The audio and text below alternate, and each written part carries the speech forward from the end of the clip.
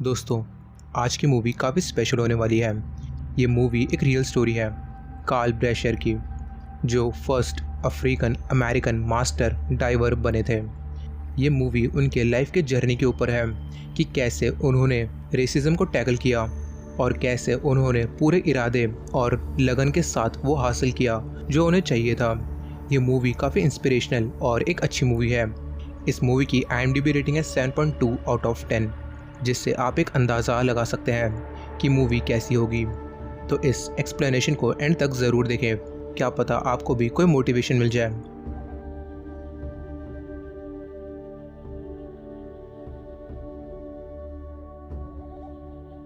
तो मूवी की शुरुआत होती है कार्ल नाम के एक ब्लैक आदमी को दिखाते हुए, जिसे हर सुबह की तरह ठंडा पानी डाल के उठाया जाता है। एक गोरा आदमी कार्ल को जल्दी कमरे से बाहर निकलने को कहता है और जैसे ही कार्ल अपने रूम से बाहर आता है, उस पर पानी का स्प्रे किया जाता है और फिर वो वाइट ऑफिसर कार्ल के सर को पानी के एक बकेट में डुबा देता है। दरअसल ये पहली बार नहीं है जब कार्ल के साथ ऐसा हो रहा है। नेवी स्कूल के पहले दिन से ही सारे गोरे उससे बहुत ही ज़्यादा नफरत करते थे, सिर्फ उसके काले रंग की वजह से। जब कार्ल ऑफिस के अंदर जाता है तो वहाँ पर एक आदमी उसे देख के कहता है कि मैं किसी ब्लैक के साथ यहाँ पर नहीं रह सकता। कार्ल को देख सारे गोरे आदमी अपना सामान पैक करके जाने लगते हैं। ये देखकर कार्ल को बहुत ही बुरा लगता है, लेकिन सिवाय चुपचाप इस रेसिज्म को सहने के वो कुछ नहीं कर सकता था, तो वो अपने कमरे में सोने चला जाता है। कार्ल की फैमिली बहुत ही गरीब थी एंड उसकी आखिरी उम्मीद थी नेवी स्कूल। उसे किसी भी हालत में यहाँ से ग्रेजुएट होना था, जिससे उसकी ज़िंदगी बदल सकती थी। लेकिन ये इतना आसान नहीं था। बचपन में कार्ल ने 7th क्लास में ही स्कूल छोड़ दिया था एंड नेवी एग्ज़ाम में भी उसे सिर्फ 37 मार्क्स मिले थे। एंड अब अगर वो अच्छे पॉइंट से कोर्स कंप्लीट नहीं कर पाया तो उसे स्कूल से निकाल दिया जाएगा, और ये गोरे यही चाहते थे। इसलिए छुट्टियों का फ़ायदा उठाते हुए कार्ल लाइब्रेरी जाता है, जहाँ उसे अपनी जैसी एक ब्लैक गर्ल जो मिलती है, जिससे वो पढ़ाई में हेल्प मांगता है। वो बहुत मेहनत करता है एंड सुबह से लेकर शाम तक सिर्फ पढ़ता रहता है, जो कि गाइडेंस में वो सब कुछ अच्छी तरह से सीख पा रहा था। नेक्स्ट एग्ज़ाम में कार्ल को पूरे 76 मार्क्स मिलते हैं एंड लकीली वो कोर्स को पास कर लेता है। नेक्स्ट डे उसकी ट्रेनिंग शुरू होती है। 2 स्टूडेंट्स एक लाइफ बोट को रिपेयर कर रहे थे, लेकिन अचानक वो डूबने लगती है एंड इसमें एक स्टूडेंट का ऑक्सीजन पाइप भी कट जाता है। इन दोनों को बचाने के लिए कार्ल पानी में उनके पास जाता है और सिचुएशन को बड़े आराम से हैंडल करता है। फंसे हुए दोनों स्टूडेंट्स में से एक खुद को बचाने के लिए अपने दोस्त को वहीं पर छोड़कर ऊपर चले जाता है, लेकिन वहीं दूसरी तरफ कार्ल अपने ऑक्सीजन पाइप को उस स्टूडेंट के सूट से कनेक्ट करके उसे बचा लेता है। जब ये स्कूल वापस आते हैं तो उनके सुपीरियर्स उन्हें बुलाते हैं एंड वो उस स्टूडेंट को भी बुलाते हैं जो वहाँ से भाग गया था, लेकिन शॉकिंगली वो उसे डांटने की जगह उसे मेडल देते हैं, सिर्फ इसलिए क्योंकि वो कार्ल को नीचा दिखाना चाहते थे और कार्ल को ये एहसास कराने के लिए कि यहाँ पर काले लोगों को कभी इज्जत नहीं मिलेगी। हादसे के कुछ दिन बाद कार्ल को खबर मिलती है कि उसके पिता की बीमारी के कारण मौत हो गई है, जिससे वो काफ़ी उदास हो जाता है और उस वक्त को याद करता है जब उसके पिता जिंदा थे। उन्होंने कड़ी धूप में बहुत मेहनत की थी और कार्ल ने अभी तक उसके पिता के लिए कुछ भी नहीं किया था, और ये बात उसे बहुत ही ज़्यादा खटक रही थी। ये सोचते हुए कार्ल और नाइंसाफ़ी नहीं सहना चाहता था, इसलिए वो उस ऑफिसर के पास जाता है जो उसे हर वक्त परेशान करता था, और वो उसे स्टेमिना टेस्ट के लिए चैलेंज करता है। अब चैलेंज स्टार्ट होता है, जहाँ पर ये दोनों एक डाइविंग हेलमेट पहनते हैं, जिसमें धीरे धीरे पानी भरना शुरू हो जाता है एंड बाकी स्टूडेंट्स टाइम नोट करते हैं। 2 मिनट बीत जाते हैं और ये दोनों अभी तक बिल्कुल ठीक थे, लेकिन 4 मिनट के बाद ऑफिसर और कार्ल दोनों अपनी लिमिट तक पहुंच चुके थे, लेकिन दोनों एक दूसरे से हारना नहीं चाहते थे, इसलिए चैलेंज कंटिन्यू करते हैं। कुछ और टाइम बीतता है, जहां पर ऑफिसर की नाक से खून बहने लगा था, पर फिर भी वो हार नहीं मानता। खून देख बाकी स्टूडेंट्स उसी टाइम ऑफिसर का हेलमेट निकाल देते हैं एंड वो बच जाता है, जिसका मतलब ये था कि कार्ल जीत गया है। पर फिर भी जीतने के बावजूद कार्ल को ये लोग रिस्पेक्ट नहीं देते। अब कुछ दिनों के बाद जब कार्ल अपने रूम में जाता है तो वहाँ पर उसे एक नोट मिलता है जिस पर लिखा था, we are gonna drown you nigger. अब वही ऑफिसर उसे धमकी देता है और उसे कल के फाइनल एग्ज़ाम में जाने से मना करता है। वो कहता है कि वो उसे फेल करने वाला है, तो अगर वो एग्ज़ाम दे भी देगा तब भी उसका कोई फ़ायदा नहीं होने वाला। ये सुनकर कार्ल घबराने के बजाय और भी ज़्यादा इरिटेट हो जाता है एंड ये देखकर ऑफिसर को भी गुस्सा आ जाता है एंड वो टेबल पर रखे कार्ल के रेडियो को ज़मीन पर फेंक देता है, जिस वजह से कार्ल को और ज़्यादा गुस्सा आता है, क्योंकि ये रेडियो उसके फादर ने उसे दिया था और ये उनकी आखिरी निशानी थी।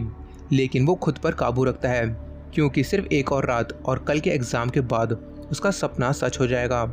अब नेक्स्ट डे एग्ज़ाम शुरू होता है एंड टास्क बहुत सिंपल था। सभी स्टूडेंट्स को दिए गए मशीन को पानी के अंदर असेंबल करना होगा। एग्ज़ाम स्टार्ट होते ही सभी पानी में डुबकी लगा लेते हैं। कार्ल को जल्दी ही अपना टारगेट मिल जाता है और वो ऑफिसर से अपना किट बैग मांगता है जिससे वो मशीन के पार्ट को असेंबल कर पाए। लेकिन ऑफिसर टूल बैग को पानी में डालने से पहले उसे चाकू से काट देता है जिससे सारे टूल्स बैग से निकलकर पानी में बिखर जाते हैं, जिसे देखकर कार्ल बहुत ज़्यादा कंफ्यूज हो जाता है। लेकिन उसे ये टास्क किसी भी हालत में पूरा करना था, इसलिए वो जल्दी एक एक करके उन सारे टूल्स को ढूंढने लगता है। अब आधी रात हो चुकी थी और सारे स्टूडेंट्स ने अपना टास्क कंप्लीट कर लिया था, सिवाय कार्ल के जो अभी भी पानी के अंदर था। वो लगभग 9 घंटे से पानी के अंदर था, जिससे उसका पूरा शरीर ठंडा पड़ चुका था।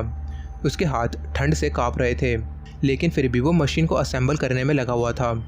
इतना वक्त गुजरने के बाद भी कार्ल के गिव अप ना करने पर ऑफिसर उससे कहता है कि उसे अब हार मानकर ऊपर आ जाना चाहिए, वरना ठंड से उसकी मौत हो जाएगी। जिस पर कार्ल कोई भी जवाब नहीं देता। एट लास्ट ऑफिसर और इंतज़ार नहीं कर पाता और अपने साथियों से कार्ल को ऊपर खींचने के लिए कहता है। रस्सी खींचने पर उन्हें कार्ल की असेंबल की हुई मशीन मिलती है और उसी वक्त कार्ल तैरता हुआ ऊपर आता है। डाइविंग हेलमेट निकालने पर सभी देखते हैं कार्ल का शरीर पूरा ठंडा पड़ चुका है, लेकिन उसकी आंखों में अब भी वही जुनून है। ये देख ऑफिसर के मन में कार्ल के लिए इज्जत बढ़ जाती है और कार्ल फाइनली एक नेवी ऑफिसर बन जाता है। नेवी स्कूल छोड़ने से पहले कार्ल अपने रूम में जाता है, जहाँ पर उसकी नज़र टेबल पर रखी रेडियो पर जाती है जो अब बिल्कुल ठीक हो चुकी थी। वो बहुत खुश होता है, लेकिन अभी ये तो बस शुरुआत है। दरअसल कार्ल का सपना सिर्फ डाइवर बनना नहीं, बल्कि वो एक सीनियर ऑफिसर बनना चाहता था, दुनिया का सबसे पहला ब्लैक सीनियर ऑफिसर। कुछ सालों के बाद कार्ल को ये अपॉर्चुनिटी भी मिलती है। उसे समंदर के अंदर एक न्यूक्लियर मिसाइल ढूंढने का मिशन मिलता है। कुछ टाइम बाद वो मिशन में जाता है, जहाँ सडनली उसके सामने एक सबमरीन आ जाती है, जिसे देख वो सबमरीन से दूर जाने लगता है, लेकिन उसका ऑक्सीजन पाइप सबमरीन में फंस जाता है। जल्दी किसी तरह पाइप को अलग करके वो सेफली दूर चले जाता है, जहाँ पर उसे वही न्यूक्लियर मिसाइल मिल जाता है जिसे ढूंढने के लिए उसे भेजा गया था। अब मिसाइल को ऊपर खींचते वक्त रस्सी टूट जाती है और एक हादसा हो जाता है जिसमें कार्ल पूरी तरह से घायल हो गया था। होश आने पर वो खुद को एक हॉस्पिटल में पाता है, जहाँ पर उसका एक पैर कट चुका था, लेकिन इस पर वो बिल्कुल भी नहीं घबराता और डॉक्टर से उसे प्रोस्थेटिक लेग यानी कि एक नकली पैर लगाने के लिए कहता है। प्रोस्थेटिक लेग लगाने के बाद वो हर रोज़ प्रैक्टिस करता है, लेकिन ये पैर बहुत ही कमज़ोर था और ज़्यादा देर खड़े रहने पर उसे बहुत ही ज़्यादा दर्द होता था। अब तभी कार्ल से मिलने वही ऑफिसर आता है जो उससे पहले बहुत नफरत किया करता था। वो कार्ल से कहता है कि नेवी कार्ल को रिटायर करने के लिए बात करने वाले हैं। अब कार्ल की मदद करने के लिए ऑफिसर अपने सुपीरियर के पास जाता है और कार्ल को बस 4 हफ्तों का वक्त देने के लिए कहता है ताकि वो ट्रेंड हो सके और फिर वो खुद आकर उसकी फिटनेस चेक कर सकते हैं। लेकिन सुपीरियर इस बात से साफ साफ मना करके जाने लगते हैं। पर दरवाज़ा खोलने पर बाहर बहुत सारे रिपोर्टर्स खड़े थे एंड हर कोई यही जानना चाहता था कि कार्ल को मौका दिया जाएगा या नहीं। अब कोई चांस ना होने पर सुप्रीम को ऑफिसर के ऑफर को एक्सेप्ट करना पड़ता है। इसके बाद ऑफिसर कार्ल की ट्रेनिंग में मदद करता है एंड कुछ टाइम में ही कार्ल की हालत बेहतर हो जाती है एंड उसकी फिजिकल कंडीशन किसी नॉर्मल सोल्जर के बराबर हो चुकी थी। फाइनली ट्रायल्स का दिन आ चुका था एंड सुपीरियर कार्ल के लिए ट्रायल को बहुत ही मुश्किल बनाने वाला था। वो कार्ल से पूछता है कि क्या तुम्हारे इस हालत में तुम किसी ऐसे अपोनेंट से लड़ सकते हो जो तुमसे यंग हो, तुमसे ज़्यादा ताकतवर हो। जिस पर कार्ल कहता है कि हाँ बिल्कुल।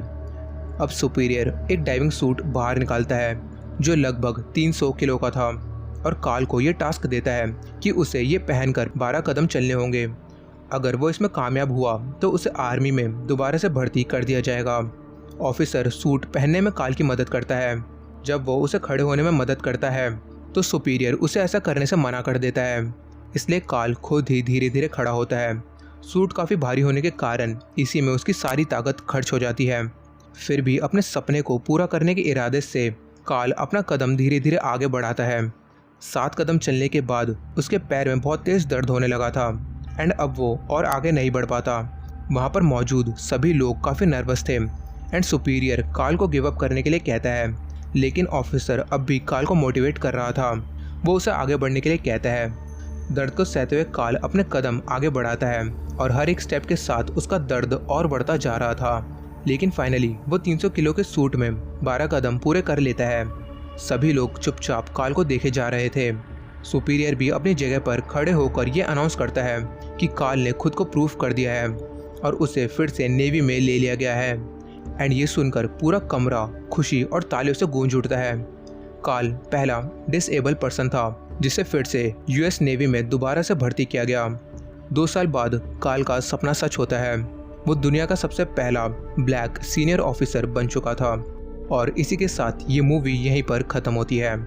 तो दोस्तों ये थी मैन ऑफ ऑनर मूवी की कंप्लीट एक्सप्लेनेशन, जहाँ पर काल ने अपने सपनों के लिए बहुत मेहनत की। उसने हार नहीं मानी और बस मेहनत करता गया।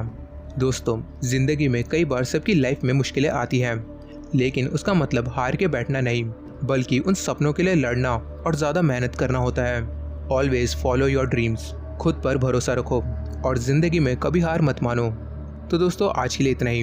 उम्मीद करता हूँ आपको वीडियो पसंद आई होगी। अगर आई है तो वीडियो को लाइक कर दे, चैनल पर नए हो तो चैनल को सब्सक्राइब करना ना भूलें और इस मूवी को लेकर अपनी राय मुझे कमेंट सेक्शन में ज़रूर बताएं।